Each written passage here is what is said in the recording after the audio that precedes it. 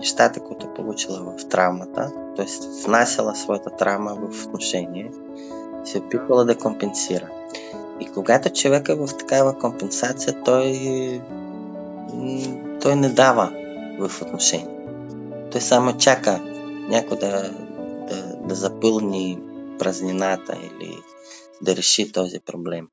Ти не си виновен в тази травма и не заслужавал всичко това.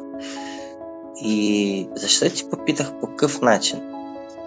Не е проблем човека да накараш да спомни за своята травма. Ти по някакъв начин сложил граница на тази травма, на това влияние от травмата. В смисъл, отказал да носиш отговорност за това как тя се чувства. И тя разбрала и останала сама с тази болка, с тази травма. Дойде, мозък така работи, да, и вече дошла при теб и казва: имам травма, така, възприемам по такъв начин.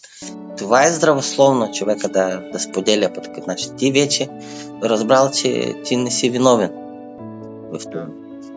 И с теб всичко е наред. Това е. Но тук вече ти си като партньор, вече се появява ресурса и възможност да подкрепиш, да помогнеш, да се съобразиш с това, че има травма и така нататък. Но и тя трябва също да помни винаги за своята отговорност за травмата в подобни ситуации.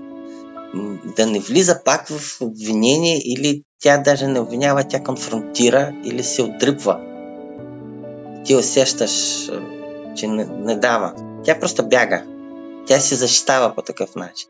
Тоест, всъщност какво? Тя трябва да се довери и да престане да се защитава от теб. Възприема, примерно, идва усещане, трябва да помни, да бъде осъзната, да помни, че това е травма и кара да възприема по такъв начин и да има свободата на избор, да реагира по друг начин, да възприема по друг начин.